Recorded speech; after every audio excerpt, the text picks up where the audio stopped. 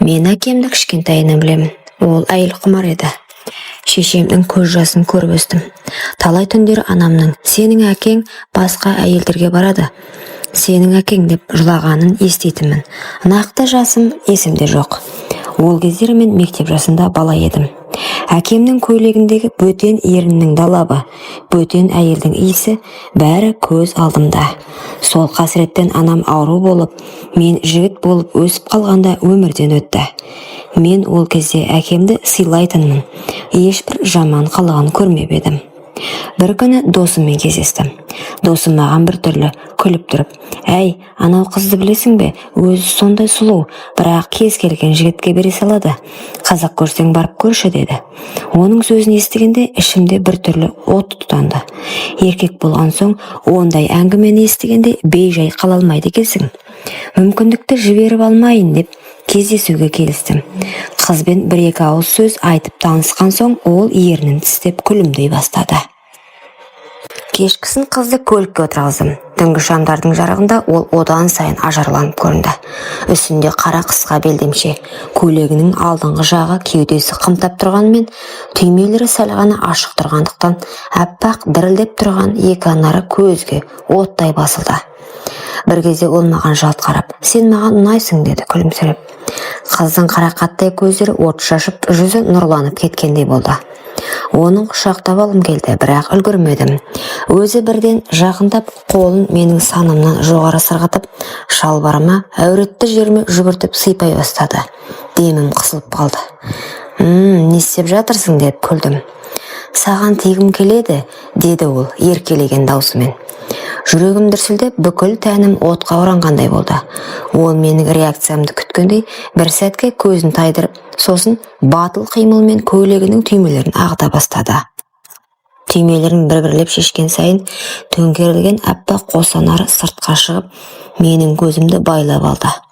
Қолын анарынан сырғытып, өзі қымсынбай көрсетті. Сол сәтте бүкіл денемдегі құмарлық көтеріліп, қолымды созбай тұра алмадым.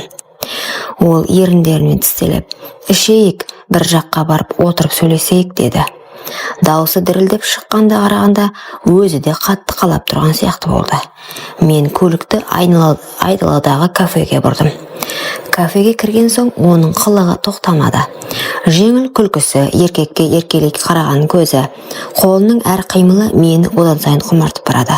Ол аздап ішімдік ішіп, жүзі қызарып, көзі мөлдіреп кеткенде мүлдем шыдай алмай қалдым. Әңгімеміз ұзаққа созылған жоқ. Қыздың бар болмысы құмарлық шақырып тұрды.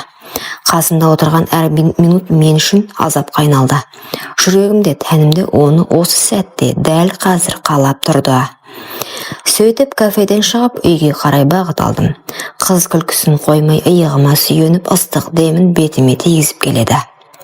Оның әрдемі менің жүрегімді мұздатып, санамды өшіріп тастағандай еді. Кафеден шыққан соң қызды үйге қарай әкелдім. Үйдің іші тыныш. Әкем жұмыстан әлі келмеген. Екеумізді қойырға жер таппай құмарлық тырнап барады. Есіктен кірген бойда қыздың белінен құшақтап өзіме тартып алдым. Ол да қарсы болмады. Керісінше екі қолын мойныма орап ернімді тістеді.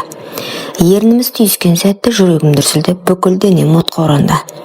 Қыздың ыстық демі бетімді шарпып, қолыма тиген тәні дірілдеп тұрды. Бір қолын белін қысып, екінші қолын көйлегінің түймелерін шешіп жібердім. Көйлегі сырғып төмен түсті де, аппақ тырсылдап тұрған екі анары алдымда дірілдеп ақ қалды. Мен есімнен айрылғандай, ернінен мойнынан төмен сүйіп, анарына жеткенде ол ыңқылдап демін тартып алды. Екі қолмен арқамды қысып, ернін тістелеп: "Тоқтама" деді сыбырлап. Сол сәтте мен оны көтеріп төсекке лақтырып жібердім. Қыздың күлкісі аралас даусы шығып кетті, бірақ көзі құмарлыққа толы еді. Белдемшесін іш киімін аяғынан шешпестен басынан асырып лақтырып жібердім. Оның аяқтары аққудың қанатындай ашылып, мені шақырып тұрғандай болды. Ол денесін қымтамай қайта керіліп жатып алды. Мен шалбарымды шешіп, оянып тұрған серігімді шығарып үлгерген шақ, ол қолын созып, мені өзіне тартып, ернімен қайта-қайта сүйе берді. Қыздың ыстық тәні денемнен шарпып, өзімді ұстай алмадым. "Сенің құшағыңды қалап едім" деді ол. "Мен де сені қаладым" дедім. Осы сөздерден кейін көзім ілініп кетпестей, ойым өшіп қалғандай күйде барымды салып, көзімді жұмып, ырғалып істей бастадым. Ол болса екі аяғын менің арқама қысып алып, өзіне тым жақын тартты. Қыздың аңқыла бөлмені толтырып, көрпеге оранып дірілдеп жатқанда, менің де бүкіл тәнім құмарлықтың шыңына жетті. Бір сәтке бәрі тоқтап қалғандай болды. Бірақ қыздың көзіндегі қалау әлі де өшпеген еді. Ол мені құшақтап жатып, тоқтама, өтінем деді. Мен оны қайта сүйіп тағы да бастадым. Ол менімен той алмайтын сияқты еді. Әр қимылында бір сәтке де қымсыну жоқ, тек құмарлық пен қалау ғана бар еді. Түн солайша ұзаққа созылды, бір-бірімізді құшақтап қайта тоғыстық. Қыз әр жолы шарқырап, өзі сұранып жатты. Мен болсам бұрын соңды мұндайды бастан кешпеген едім. Ғажайып ертегіге енгендей болдым. Сол түні менің өмірім мүлде өзгеріп кеткендей болды. Досымның айтқан рас болып шықты. Ол шынымен керемет екен. Сол түні қанша рет құшақтасқанымызды санай алмай қалдым. Қыз менен бірде-бір қымсынбады. Қайта өзі талап қылып, ернімді денемді іздеп шөлім баса алмағандай болды. Таң ата екеуміз құшақтасып ұйықтап кетіппіз. Көзімді ашсам, ол әлі қасымда жатыр. Шашы жайылып, жалаңаш денесі көрпеге әрең оранып қалған. Мойнынан сүйіп едім, жымиып, сен маған ұнайсың деді ол үйге. Осы үйде қала берейінші, сенің жаныңда, сенің серігіңді мәңгі қалап өтемін деді. Алғашында сасып қалдым. Бәрі оның көзіндегі мейірім мен қимастық, тіпті құмарлықтың өзі мені көндірді. Жүрегімді біртүрлі қалау, жіберме деген нәпсі шіркін тұрды. Қалғың келсе қал дедім. Қысқа ғана, маған да сол керек боп тұрған еді. Түн сайын, тегін. Осылайша ол үйімде қала берді. Алғашқы күндері бәрі жақсы еді. Әкем жұмыстан кеш келетін. Біз өзіміздің құмарлыққа толы сәттеріміз қайталай беретінбіз. Қыздың тәніне тоймай әр жол құшақтап сүйіп, тіпті әдетке айналдырып қалдым. Үйдің барлық бөлмесінде қосылып жүрдік. Бір күні жұмыстан шаршап үйге келсем, күтпеген нәрсені байқадым. Әкемнің көзқарасы өзгеріп кеткен. Қызды дастарханның басында көрген сайын көзін тайдырмай қарайтын болды. Әкемнің жасынан қыз құмар екенін анам талай айтатын. Тіпті бала кезімде шешемнің көзі жасқа толып, сенің әкең деп жылап отыратын сәттер есімде. Бірақ ол кезде ештеңені түсінбейтінмін. Енді сол әдет қайталанып жатқандай. Әкем бірде әзілдеп, әй қыз сұлудың сұлуы екен деді. Оның көзіндегі отты көріп, жүрегім шым ете қалды. Бірақ мән бермегендей болдым. Қызды ыңғайсыздан ба ернін тістеп күлді. Сол күлкісі әкемнің жанарынан одан сайын тұтатты. Кешкісін жұмыстан ертерек келіп едім. Үйдің есігі жабық, бірақ іштен сыбыр естілді.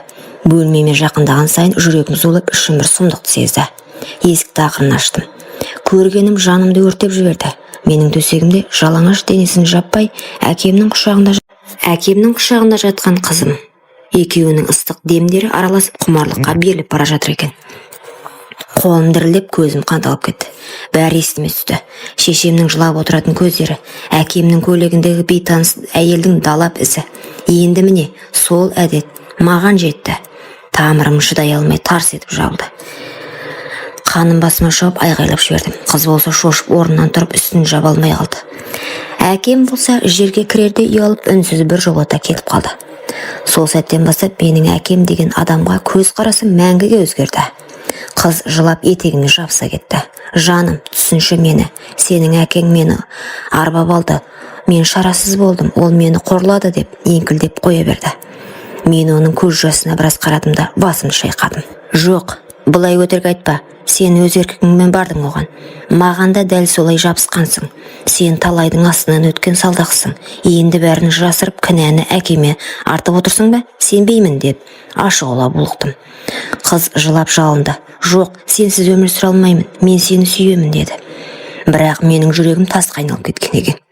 Кет, көзіме енді көрінбе деп қолымды бір сілтеп сыртқа шығып кеттім. Сол сәтте мен әкемнің де қыздың да сатқандығын толық сезіндім. Қызды қуып шыққанымда біраз уақыт өткен. Өзімді зорға жұбатамын, бірақ жүрегімнен кетпейді. Бір күні кешкісін есігім қайта қағылды. Ашсам сол қыз, бұрынғыдай емес, жүзі солғын, көзі жасаурап тұр. Дірілдеген даусымен, жаным, мен саған айтуға келдім, менің аяғым ауыр деді. Жүрегім атқақтап, демім ішіме тығылды. Не, қалай деп сыбырладым. Қыз еңкілдеп жіберді. Білмеймін, сенен бе әлде... Кешірші өтінем, біз сезімге беріліп сақтануды ұмытып кетіппіз. Енді не болады? Жер астынан су шыққандай талықсып бара жатқандай болдым. Басыма мың ой келді. Менің балам ба әлде... Ойлаудың өзі жеркенішті еді. Қыз тіземнен құшақтап жылап жалынды. Жаным, сенсіз мен өлгеннен бірдеймін. Сен ғана менің тірегімсің деді. Мен жүрегімді ашуға да, сүйіспеншілікке де берілмей тас болып қатып қалдым. Жоқ. Маған сенің сөзіңде, көзіңде жалған. Егер балам менікі болса, енді сенің қасыңда болмаймын. Әкемнің күнәсін көтеріп жүре алмаймын дедім. Қыз болса еңкілдеп жылап қолымды жібермей тұрды. Көз жасына қарамай қолымды жұлып алып артқа шығып кеттім. Көңілдегі дауыс тоқтамады. Егер ол шынымен менің балам болса несе? Жоқ, қанша сұлу болса да, төсекте от болса да, мен мұндай қызды жар етіп ала алмаймын. Мен терезе алдында ұзақ отырдым. Қыздың айтқан сөзі құлағымнан кетпейді. Аяғым ауыр, сенен бе әлде білмеймін. Жаным екіге айырылғандай. Бір жағым, бұл сенің балаң, жауапкершіліктен қашпа десе, екінші жағым, жоқ, бұл сенің әкеңнің күнәсі, жиіркеніш, мұндайды кешіруге болмайды деп шыңғырады. Анамның жылаған жүзін есіме алдым. Әкемнің көйлегіндегі қызылдалып іздерін, сол үшін анам сырқаттанып ерте кеткен. Енді міне, әкемнің азғындығы маған да жетті. Түнде көз іле алмадым, тек бір ой ғана миымды қинап тұрды. Егер ол бала шынымен менікі болса ше. Ертеңінде қыз тағы келді. Ішін ұстап жылап тұр. Жаным, сенен безсем қайда барамын? Бұл бала екеуміздің махаббатымыздың жемісі шығар. Сенсіз мен тірелікпін деп жылап алдыма тізерледі. Менің жүрегім дір ете қалды. Бір сәт оны құшақтап бәрін ұмытып кеткім келді. Бірақ көз алдымда әкемнің қолы тиіп жатқан сәт елестеп жүрегім айнып кетті. Жоқ, мен саған сенбеймін. Егер ол бала менікі болса да, сенің қасыңда бола алмаймын. Әкем екеуінің араларындағы кірді ешкім жуа алмайды деп айқайлады. Қыз жерге құлап еңкілдеп жылады. Ал мені есік тарс жауып кетіп қалдым. Сол түні ішім жылап отырып ойланып жаттым. Бәлкім ол бала арасында менікі шығар. Бәлкім болашақта көшеде кездесіп қалармыз. Ол мені әке деп танып үлгермей өсіп кетер. Бірақ мен бір шешімге келдім. Менің әкемнің күнәсін арқалап өмір сүре алмайды екенмін. Ол қыз да, оның баласы да менің тағдырымнан тыс. Есімді жиғанда түсінгенім, бір сәтті құмарлықтың арты отбасында, әкелік абыройды да, аналық жүректі де өртейтін сор екен. Мен ойландым, шын махаббатпен, шын сыйластықпен жарымды таңдасам ғана бақытты боламын. Ал уақытша құмарлық ертеңгі күні өкінішпен басқа ештеңе әкелмейді екен.